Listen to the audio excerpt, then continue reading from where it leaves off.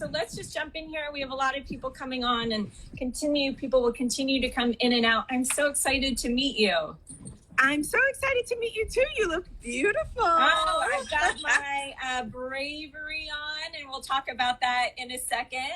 I just want to formally introduce you. And this is Aishetu Fatima Dozie. She's the CEO and founder of Bossy Cosmetics. And so I'm so thrilled to have you on. A little bit of a backstory about how we got connected. There was some Instagram post that Rama tagged you on, and she said, you need to look at this. And then I've known Rama, I don't know, for almost 20 years. We started out as analysts at Morgan Stanley and then ended up at HBS together. And that's how we got connected. But this is the power of the network and the power of like awesome females connecting us. Awesome. Absolutely.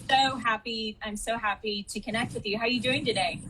I'm doing very well. It's really an honor to be a guest on your IG Live sessions. I've known Rama as well for centuries. It kind of feels like. I'm in Mexico for a week with my family. Wow. And a very socially distant holiday. Yeah. And I'm just really excited to meet you and to talk to you about what I'm doing now, what I've done before, and my journey. Yeah, just a little bit of background. She has worked about 20 years on Wall Street, has turned into now a CEO of a beauty company.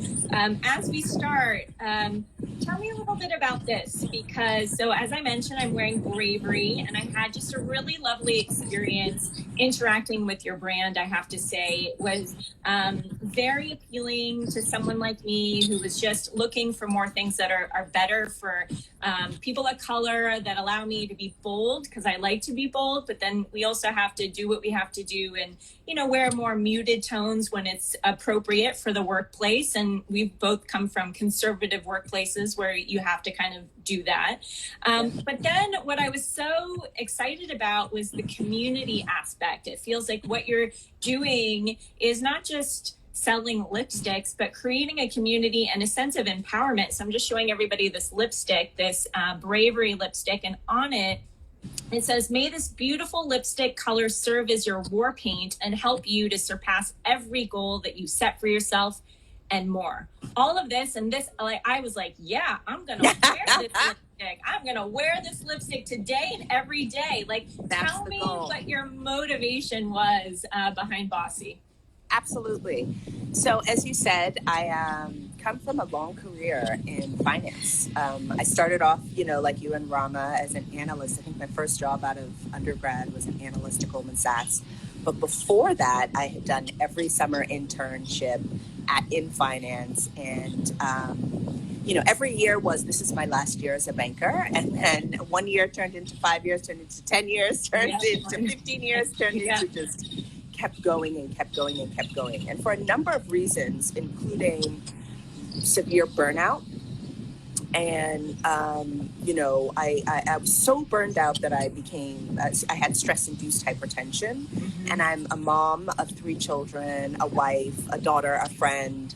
The pace was really high for me. And I really wanted to stop as a banker, but I had no idea what I wanted to do. Right. And it's interesting because I took a year off to do a fellowship at Stanford.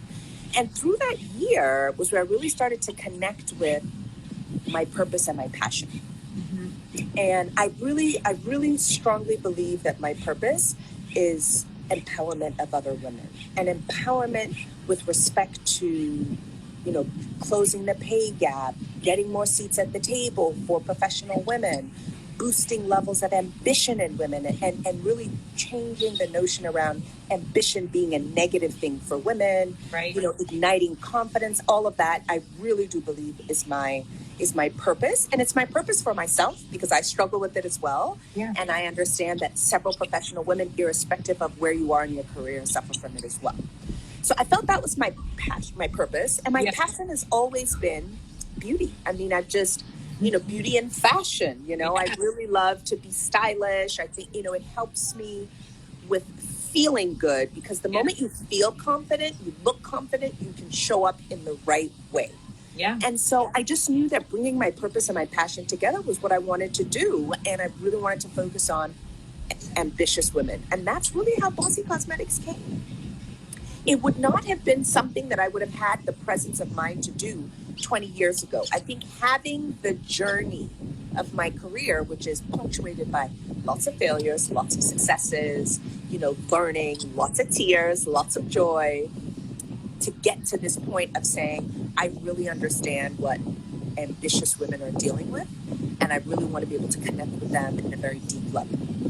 So there's so much to unpack there, because I relate to your story on so many levels, and I think a lot of women do. There are often these very traditional career paths that are lucrative, that are highly skill developing, like investment banking, consulting, things more of a corporate route that are definitely have a lot of merit and a lot of training value. How do you know? And then there's the passion part, right? So those jobs don't necessarily elicit passion, but there's a little bit of paying your dues that come in that experience. What has been the benefit, and how have you navigated doing things that you're really good at that provide you all sorts of associated benefits, but don't necessarily spark your passion? Like, is that a worthy thing to trade off? So honestly, I would not give up the time that I spent as an investment banker. Hi, Rama. Looks like Rama just joined us. I definitely won't give up that experience. Fortunately, I started as an analyst. I did the whole ladder, right? Analyst, associate, VP, executive director, MD, run a team, blah, blah, blah. Yeah. So I saw the whole cycle. And I think that what's really interesting now, and I look at, a lot of the negative news you hear around female CEOs in Silicon Valley, and I get it. If you are just out of school, you haven't had a lot of responsibility, you raise a ton of money, you have to grow super fast and hire a bunch of people, management is probably the hardest thing ever. Yeah. Just throw someone off the deep end to do that, there are bound to be lots of mistakes, right? Mm-hmm. One of the benefits of having the career that I've had is I've had the benefit of making mistakes when the stakes were lower. I've been able to grow into myself as a professional. I really understand the way I respond during stress. I understand how to mentor other people. I understand how other people respond during stress. So I think that flexibility in your muscle as a manager is one thing that I developed over my 20-year career that a lot of people who, just kind of thrown off the deep end don't have. Yeah. The analytical rigor, you always need that. I don't care. I mean, I sell cosmetics, but I have a keen eye for margin. I have a keen eye for cost of, customer acquisition cost. I have a keen eye for every single product, how much space I have between when it's profitable and it's not profitable. And I think that analytical rigor comes from years and years of spreadsheets, right? And so I think that, banking may not be a lot of people's passions, but I think that apprenticeship process that you go through, so I had some of the largest clients, especially in the consumer packaged foods industry. I had a lot of experience looking at annual reports. I had a lot of experience understanding from the strategic point how you think about branding and how it's a very long-term and tangible pursuit. So I think that, yes, I'm running a really small business right now, but my views around scale are shaped from a 20-year career. Yeah. And there's so much that goes into launching a business, this entrepreneurship angle. What advice would you give to entrepreneurs out there that have this passion, that have this excitement, that have this idea that you can share with them based on your experience? A couple of things. First of all, I think you need to be emotionally resilient. This, without a doubt, other than mothering children, is the hardest thing that you'll do. And the reason I say that, if you work at a Morgan Stanley like you did, which I did as well, or, Saks or whatever, You have a business card that speaks volumes before you even open your mouth, right? Go to schools like Harvard Business School. People will already make an assumption about your intelligence. You have to show them that you're not intelligent. Versus when you start as an entrepreneur in an industry where you have zero domain expertise, I'm not coming from a L'Oreal or, one of the big shops, people are going to, what's your differentiation? Why should I look at you? Why should I speak to you? Right. So I think that you need to be prepared to constantly articulate who you are, what you are, why you are, and how you are. So my advice to people is really, really, really understand who, what, how, and where your brand is. And that's it's an emotional toll because you need to keep doing it, and you will fail every day.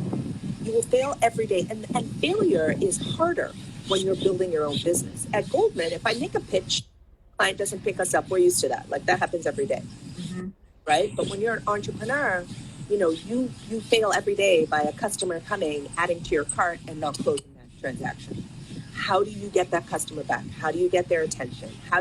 So it's constant. I call it guerrilla warfare because you are always, always in sales mode, always, always in business development mode. You're constantly moving. And so, it can be a roller coaster.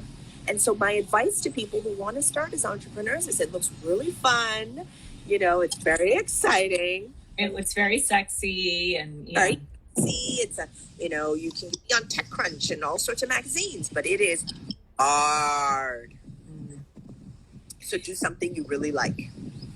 So let's talk about the passion. I purpose and passion. That is a passion of mine. I believe that everybody is here to fulfill a purpose, and behind that purpose is that passion. There's also the concept of what you're really good at, right? So you're really good analytically, crunching numbers and looking at strategy. Those are core competencies, but they may not excite your passion and your purpose buckets. How did you find your passion? How do you find your purpose? Do you think that that's something that comes with time through trial and error, or is that something that you're just sort of innately have, and that should be the main driver? I mean, were you passionate about banking when you were doing banking? Yeah. So I think that's a multi-layered, multifaceted question. Because some people, wake up and they're 5 years old and they just know they want to be a pilot. They know they want to play the violin, or you know what I mean? And those people, that's all they live and breathe, and that's their life, right? Lucky. I mean, they didn't have to. Yeah, I think they're lucky. They're super lucky. Yeah. You have to think about your background as well. So I financed my own education, undergrad and grad school. So I took out a lot of loans. So I did not have the benefit, to be honest with you, and the privilege to think about passion in my early days because I had to pay off my loan, right? So that was my focus coming out of school was, what job can I do that plays to my skills that's going to get me some money to pay these loans off so that I can the practical part. Yeah, absolutely. Yeah. So, I think that we have to be very careful when we talk about passion. Those who have privilege can, wake up in the morning and decide they want to do what they want. Many of us don't have that privilege. No.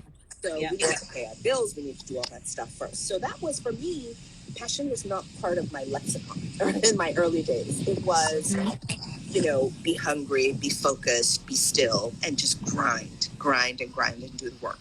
And culturally, maybe. I mean, in my culture, passion is like, that's a luxury to talk about passion. I'm a first generation American. My parents are Nigerian. My mother, would have swatted my mouth if I told her that I was focused on passion. When she was like, get a job. It's American. It's very American. I mean, literally, like I said, it wasn't in my vocab. Like, that's just not acceptable language when you are in my household. Yeah. So with all of that, you're just working and working and working. And as you're working, for me, was when I started to realize, okay, this is pretty cool. I felt very, very, very, very fortunate to work at a shop like Goldman Sachs. I felt very privileged to just be in the same room with a lot of brilliant individuals and to get into these client meetings and to just kind of listen and learn. So at that point, my passion was just to be better than I was yesterday, was to just be better and better. And where I'm going with this is that your passions can change depending on your life, where you are. And so then I was early to mid 20s, broke, needed money. And so my only language around passion was work to pay off debt and to pay your rent and to do all that stuff. And then I started to have a little bit of money to travel. And so over time, I started to realize, but I always knew I loved fashion. Even to go to work, I would always try to find an extra flair, always had on my makeup. There were things that kind of gave me my extra boost along my journey.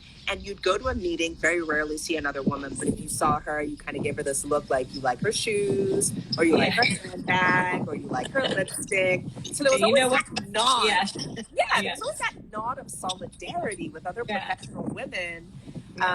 You've already assumed we're both smart, but I like the way you present yourself, right? Yeah. And so over time, I knew that those were kind of my little special sauce that I brought to my work. Yeah. And so, but I didn't see those as careers, fashion or beauty. I just saw them as the thing that you use to kind of up your game, and it gives you confidence and makes you feel good. Where I got to around the purpose, though, was, and I used to always say to people, I'm so jealous of people who know their passions or who know their purpose. I have no passion, I have no purpose. For me, it was testing ideas. So about 5-6 years ago, and I will start with, sometimes thinking about your passion is what makes you super angry, what makes your blood boil, and what makes you super excited. 5-6 years ago, I thought to myself, what made me really angry was the way the media portrayed Black women, particularly African women. I felt like every time you put on the news or in a Google search or something, sorry, someone's passing behind me. Every time you would, you would see a picture of a very poor woman, uneducated, in a market, children who are hungry, and just in poverty, right? Or just negative stereotypes.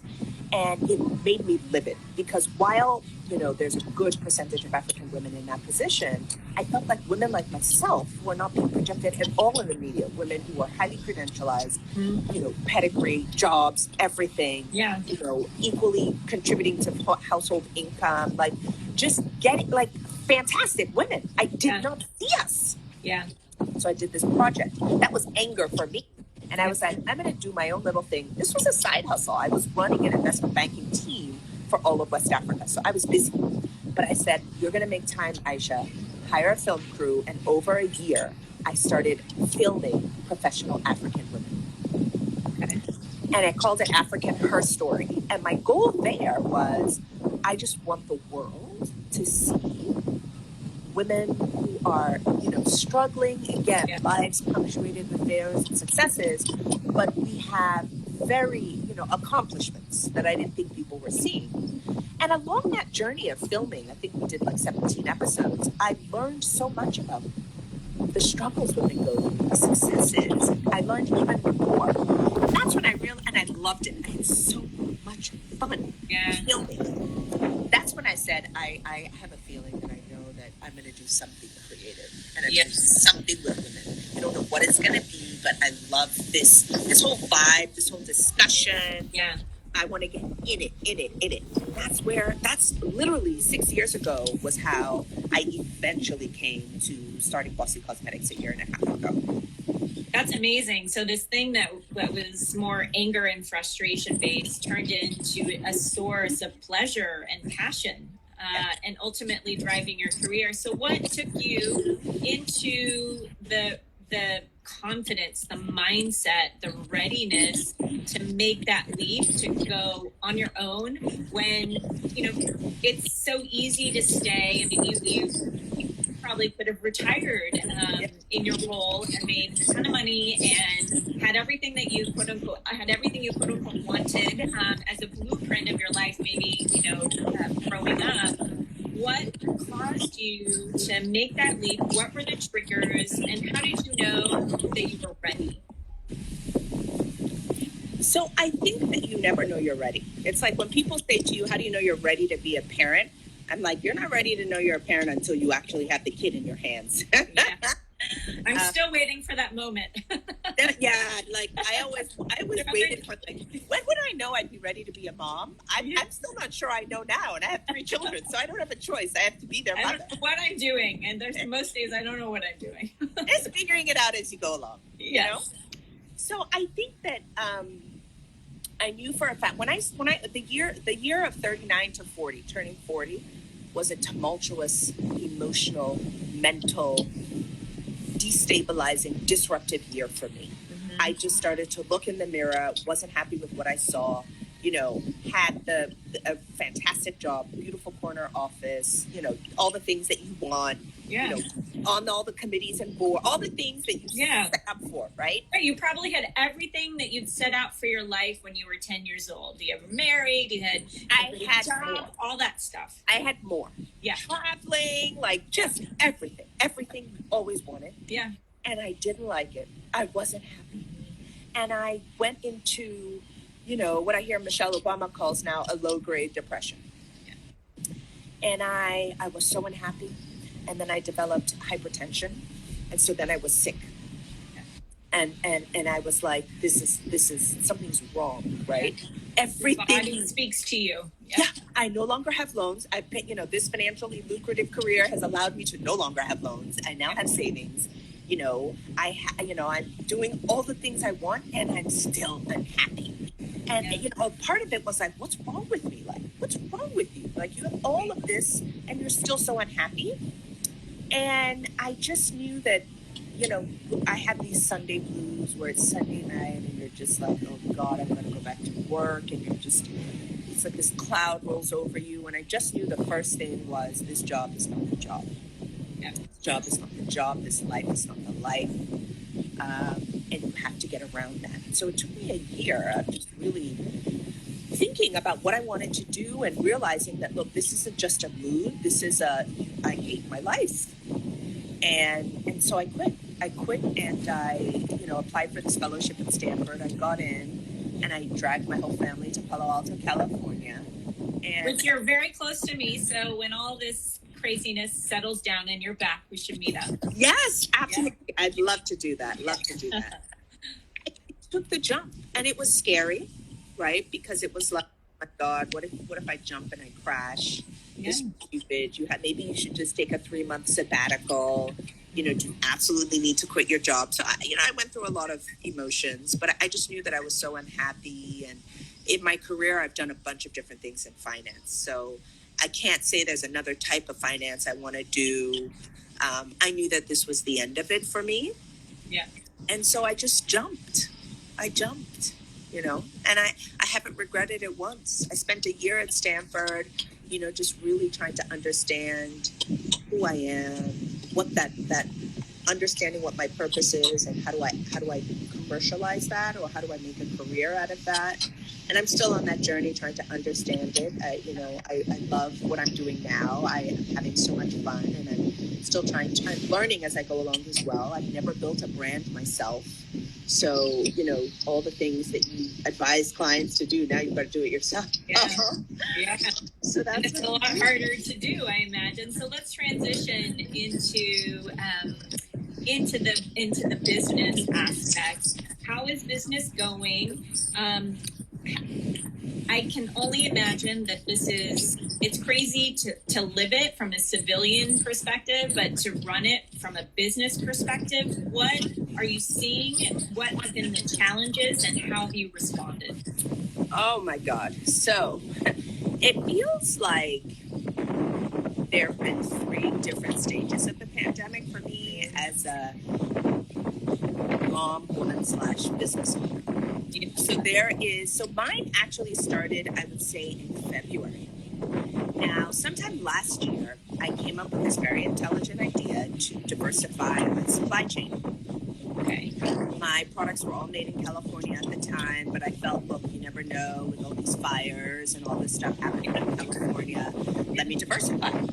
So I went on this thing of last summer. I spent last summer in Europe. I went to lab in Italy. a design partner in France, and a primary packaging supplier in China. You see where I'm going? Yes. So January, my packaging supplier says to me, "Hey, we've got this flu going on in China, but we're going to be okay." Yeah. So I'm like, okay. Then end of January, early February comes. They're like, "Yeah, we're going to have to shut down. We're shutting down. We're not going to be okay. Most of the things you've ordered to be delivered in March." In fact, they didn't even say that. They just said, "We're not okay. We're shutting down." Oh, yeah. So I'm like, okay, yeah. hurry up and indefinitely. I'm like, Yeah. okay, hurry up and send my stuff to Italy because Europe is fine, right? Hurry. Yeah. So they could one of three products they quickly sent to Italy, and then they shut down. Couldn't hear from them again. And then so I'm still at this point now, anxiety has taken over my life, right? Because one of the things in beauty is you need to just keep having new products come out. Right. And I'm now 9 months out of the gate, have not released a new product. I'm like, okay, guys, like trying to this business, we've got to get it going. So I'm really happy that we salvaged one out of the 3 products, sent it to Italy. So I'm like, okay, let's hurry. And then Italy is like, oh wait, that flu that happened in China. God. Now this is February, so this is way before it came to the US. Yeah. Way before. So at this point, I am now struggling with anxiety. Okay. Now my stuff gets to Italy. I'm trying my best to just pressure them, guys. Let's get it. Let's do it. Eventually, Italy shuts down by March. And then at this point, thankfully, by March now, we've turned 1. My goal was on March 8th, International Women's Day, we would launch this brand new collection with, which you're holding now, one of the 4 items from the collection. Yeah. We were upgrading everything. So my whole plan of my first birthday of the business was scuttled. I had nothing to launch. We had already planned this launch event, which the West Elm helped us to do. We only had old products. At this point, most of our old products are sold out. So we launch on March 8th. To be honest, it was a very emotional day for me. But, look, I was grateful to still have a business, still have a company. I'm thinking this is going to get by really quickly. As we all do. Yeah. Yeah. And then, of course, so that's the first phase of the pandemic, right? Yeah. Now, the second phase is when it hits the U.S. Everything shuts down in the U.S. Luckily, I'm already direct to consumer, so I didn't have major store challenges. But remember, I'm selling out of product. Yeah. I have no new product coming anytime in the near future. I have severe working capital issues because I have spent all of my money on this new collection, and they're in various stages of incomplete situations. And the consumer is probably behaving differently too. The consumer is, so the thing I always tell people is I am the bossy woman and the bossy woman is me. Yes. My husband, so we're now in mid to end of March, my husband, against my better advice, goes to Nigeria for a business trip, and Nigerian airspace shuts down. So he can't come back. So I'm at home with 3 children, running a business, and everywhere in California shuts down. School shut down. I'm now homeschooling 3 people. Business is just, so I shut off. I said, I don't even have time to write newsletters anymore, weekly newsletters. I don't even think we post it on social media. Yeah, you have to prioritize. Yeah, I have to prioritize. And at this point, I'm like, I don't know how long this is going to go. So I had a social media marketing firm that was working for me. I ended their relationship because I was trying to conserve cash. So I ended that relationship. I ended my PR, like everything that was not mandatory expenses was ended. And then I had to focus on myself, just my own mental health and my children and just... So I would say April, the whole month of April was another phase. April and May. April was a phase of me shutting down and focus on my home life. Then May too. The consumer is, so the thing I always tell people is I am the bossy woman and the bossy woman is me. Yes. My husband, so we're now in mid to end of March, my husband, against my better advice, goes to Nigeria for a business trip, and Nigerian airspace shuts down. So he can't come back. So I'm at home with 3 children, running a business, and everywhere in California shuts down. School shut down. I'm now homeschooling 3 people. Business is just, so I shut off. I said, I don't even have time to write newsletters anymore, weekly newsletters. I don't even think we post it on social media. Yeah, you have to prioritize. Yeah. I have to prioritize. And at this point, I'm like, I don't know how long this is going to go. So I had a social media marketing firm that was working for me. I ended their relationship because I was trying to conserve cash. So I ended that relationship. I ended my PR, like everything that was not mandatory expenses was ended. And then I had to focus on myself, just my own mental health and my children, and just, so I would say April, the whole month of April was another phase. April and May. April was a phase of me shutting down and focus on my home life. Then May came around, I started to get a hang of it, and then I started to reach out to customers and say, guys, sorry you haven't heard from me in a month. I was honest. Here's what I've been dealing with. How are you? How can I help you? Don't have a lot of product to sell, so I'm not going to think about selling you product. And plus, I don't think you want to wear lipstick right now anyway, so I don't want to talk about lipstick. What should we talk about? So how did that go? How did that honesty approach work? What was the response to that? It was fantastic.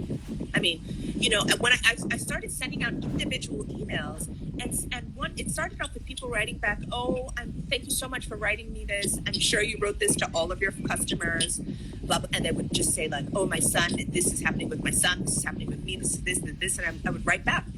And this was, so I would look at the customer, look at her name, look at where she lives, and then I would write her, how are things going in Ohio?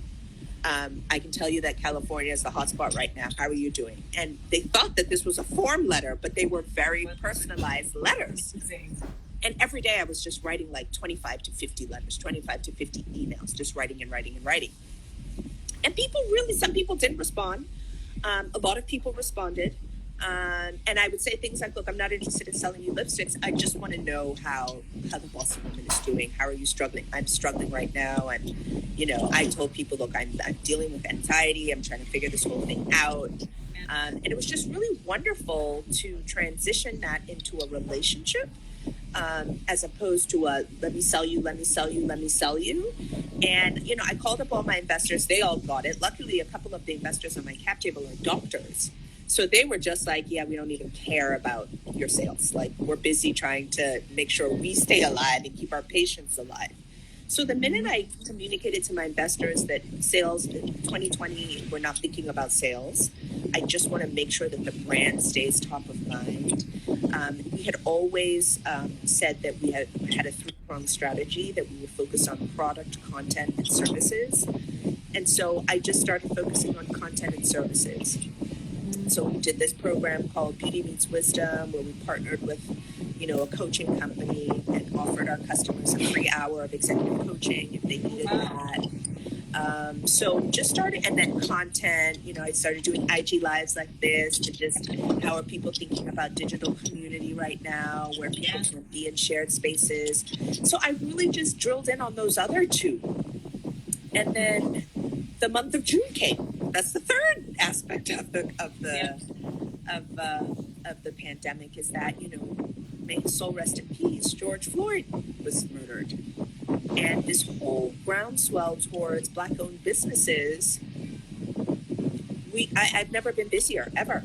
I mean, and everything, just so much attention, sales started to go off the roof. And then China had opened by now. Italy started to open, and we got, yes, I actually have something to sell. Yeah, thank you.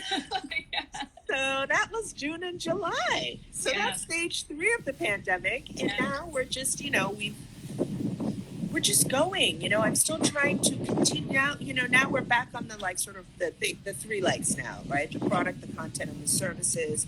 What do working women want? What really, you know, I think, as you said on the packaging of bravery, very important for us that we lead with these affirmations and encouragement and empowering.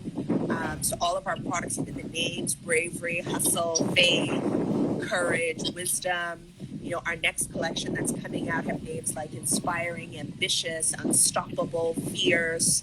We really want to be a part of a woman's sort of daily confidence game and confidence building. And so that's, I'm still on the journey. On the journey and looking for distribution. So I'm so curious. So I pulled out this bravery that I got, and it is beautiful, Aishu. It's like so beautiful. It's so luxurious. It is like exciting. Why do women need to do these things for ourselves, even though I'm sitting in my room here on a Zoom, with the computer, with no human interaction with anybody? How can things like this, why are they worthy of spending on right now? How can they help us as we're all trying to figure out this pandemic?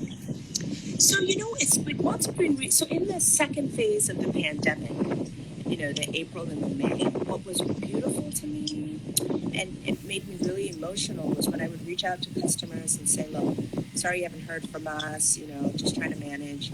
Customers would send me pictures of themselves in our lipstick and say, I wore this today because it's a really shitty day. Excuse my French. And I wanted to feel better. We did this one thing where we did a giveaway to any healthcare workers who were interested in receiving free lipstick because we wanted to help sort of honor them. And a bunch of nurses and doctors had reached out to us and said, send me this, send me that. And they sent us pictures back. And I said, look, we're not going to post those pictures because that's not what this is about. But a lot of them sent us pictures of themselves in their scrubs.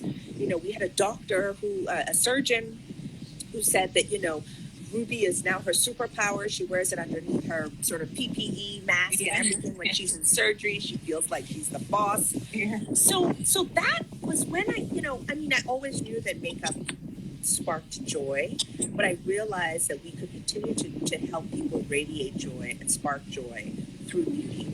And now more than ever, people are desperately looking for moments of joy.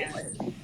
And, if putting on a lipstick and just wearing it around the house makes you feel good, do it. The good thing about what you're wearing, these are matte lipsticks. So if you put on a mask, you take your mask off, it's still there. Yeah.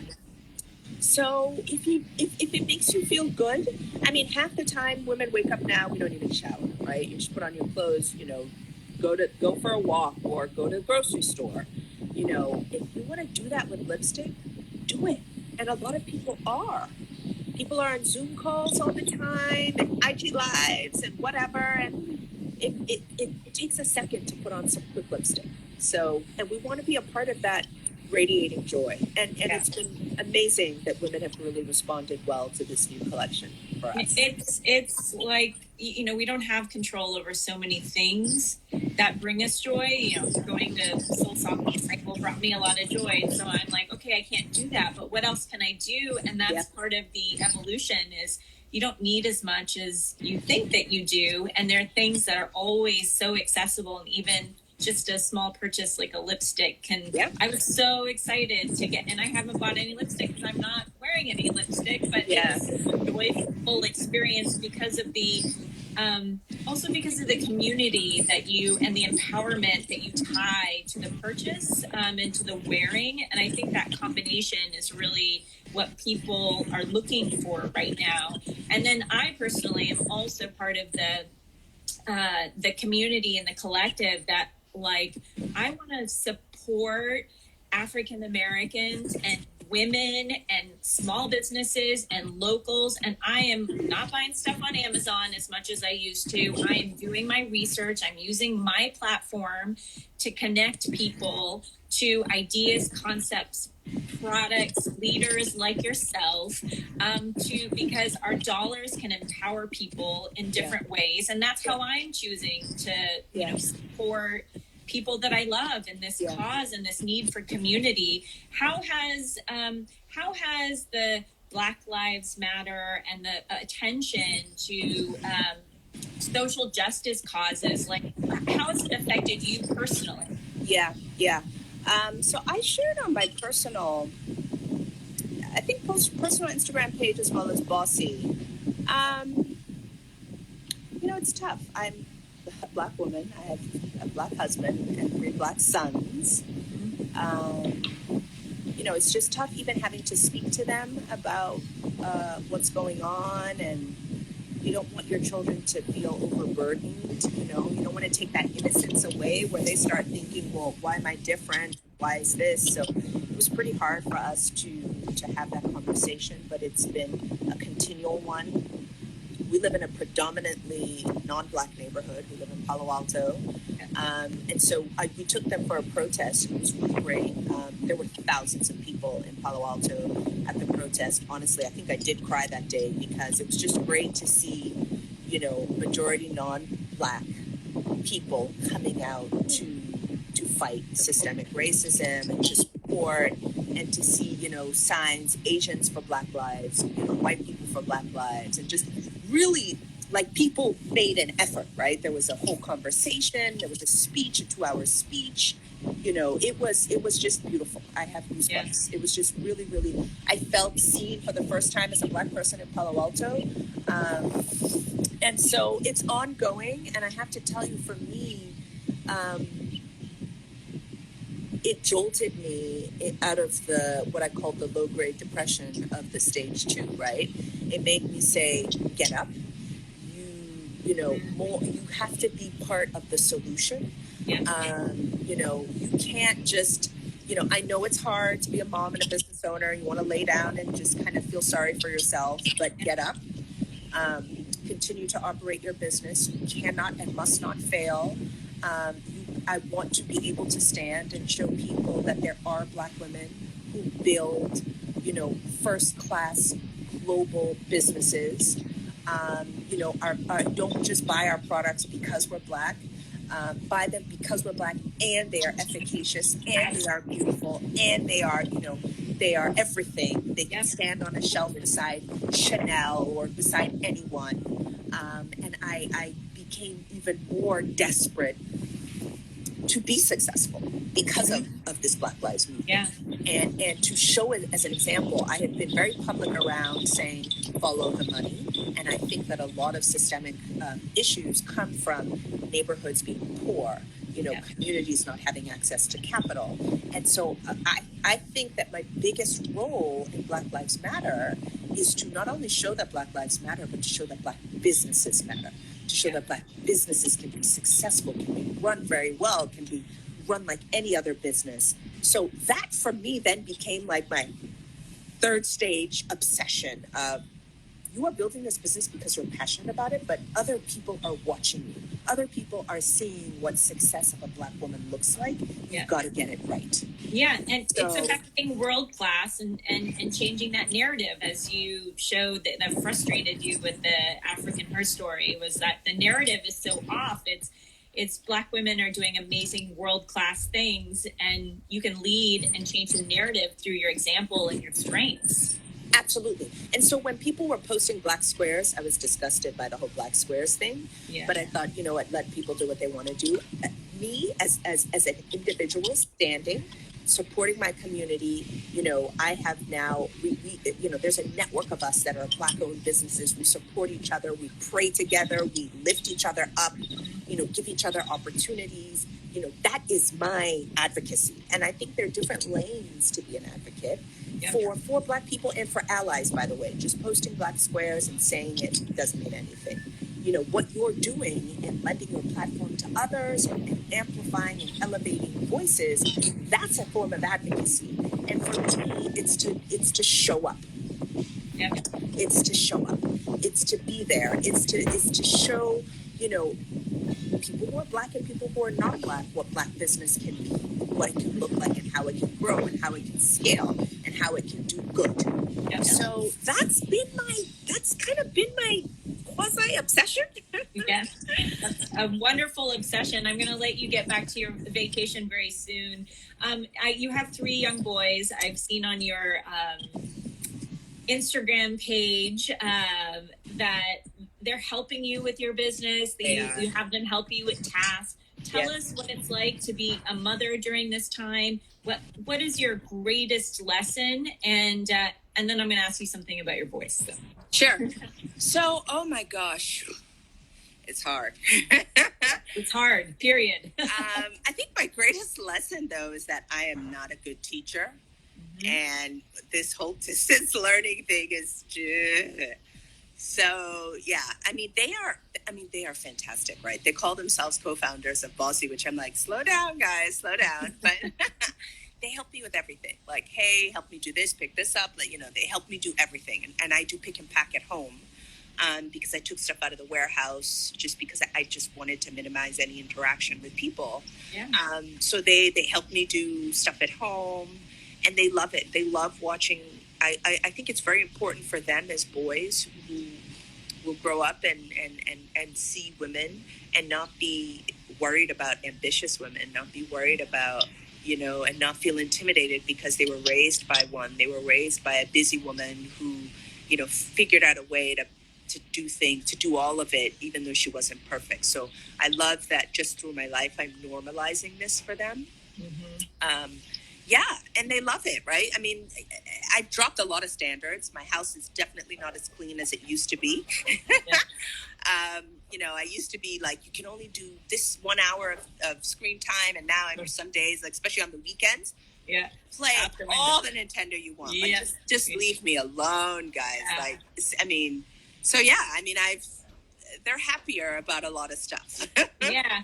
It's interesting because I have done the same thing too. And I have found such liberation in lowering my standards. And that has not been the method for my success, right? Because I didn't lower my standards. Yeah. I was able to achieve things, but it is impossible to keep up with, and actually not necessarily helpful in creating joy and, and happiness in all respects. Is that been your experience, and how are you shifting with those expectation levels? So I think that in my stage one of the pandemic, what I realized, even the second stage where I was falling, was where I realized that my life is going to bifurcate very quickly now, right? So the professional stuff and keep those standards super high. But in the home, these children are as much suffering from what's going on as I am. They are not in school anymore. They miss their friends desperately. They also miss getting up and going to school and playing around with recess and and they miss that, right? And so you have to see them. You have to help them. You have to really let them thrive and flourish. And my boys are 10, 8, and 5. So structure is not their thing. And like I said, I'm not a great teacher. So what do you want to do? Do you want to watch TV? Do you want to play outside in the garden? Do you want to ride your bicycle? So we started going for bike rides all the time. We would go out to just get some vitamin D all the time. We just kind of had a some school stuff we just didn't do. I was like, look, I don't have time to look at that homework. So if you did it, great. If you didn't do it, oh well. Like, I became very much like, I just need these kids to be emotionally okay. And the perfection as a mom has got to go. Yeah. So that's how we've been coping. And as we go, Aishu, what has been the biggest gift of being with boys? What have you learned from your boys? How is being a mom of 3 boys? I have 2 boys and a girl, and that critical mass, that being overwhelmed with more boys than girls, has really been an interesting motivator for me in a lot of different ways. How has it changed? How has it changed you? So a couple of things. First of all, I didn't have any brothers, and I was raised by a single mom. So I always say that my real closest interaction with male species, my husband and my 3 kids. And it's dawned on me that it's my responsibility to make sure these 3 boys go into the world as good men. Yes. Boys are really dirty. Yeah. Oh, yeah. Oh, my God. I just can't believe the amount of dirt that they generate, the mess they break. I mean, you buy them a toy, they break it that day. Yep. So the destruction capability, the ability, the testosterone, they're always moving. And I've just gotten a lot out of their way. Yeah. I've learned to pick battles with them. We love each other so much. It's, one thing that I'm grateful for in our home is there's just so much love. They've got a really fantastic father. My husband's everyone's really, really great with them. So I'm really grateful for that spirit that we have in the home. You know, they have a lot of energy. You've got to let them burn it. And so I just let them, that's what, I just let them move. I let them move. But it's so great to feel that level of unconditional love and to offer it as well. Just before I came here, I was drinking a bottle of water, and my son finished his bottle of water, and he asked if and I said, oh, you can have some of mine. And he said, thank you so much, Mommy, for making a sacrifice for me. And I looked at him and I said, darling, I mean, like, that's my job. That's my job, is to make, I do that all the time for you. And for me, I would rather you have my bottle of water than me have it. And so never feel like you can't ask me to give you something because you need it. I live to do that. So I love... But for a boy to acknowledge and be sensitive to that is the trade-off. That's gift there. And I'm normalizing the tell me I love you. I tell you I love you, tell me back. Sometimes tell me first. Yes. Lots of hugs and kisses. I'm really normalizing them being sensitive men. There's nothing wrong. Even when they want to cry, I'm like, cry it out. Cry. If you want to cry, let it spill. It's okay. It's okay to cry. So it's fun. It's fun. And you're probably very active as well as I am. I'm playing a lot of sports. And, running around. But eventually I'm like, okay, guys, I'm tired. Like, do this on your own. I'll watch. Totally. Yeah, totally. Aishetu, it was so great to talk to you. There's so much wisdom here. I wish you continued success and continued empowerment in everything you're trying to do. Where can we find you so everybody knows? So we are on our website, www.bossybeauty.com. And then on Instagram @bossylipstick. Fantastic. Thank you so much, Shibani. I really appreciate this. Running around with my bright pink lips, which is how I roll. Send me a picture, please. I want to post it. Please. My sweats and my hot pink lipstick by myself doing perfect. And I'm empowered in that thanks to you. Perfect. Awesome. Thank you so much. I really appreciate it. Have a wonderful vacation, and I look forward to reconnecting soon and seeing and following your continued success, and let us definitely meet up. Thank you, for sure. Take care. All right. Bye-bye. Thanks to everyone for joining.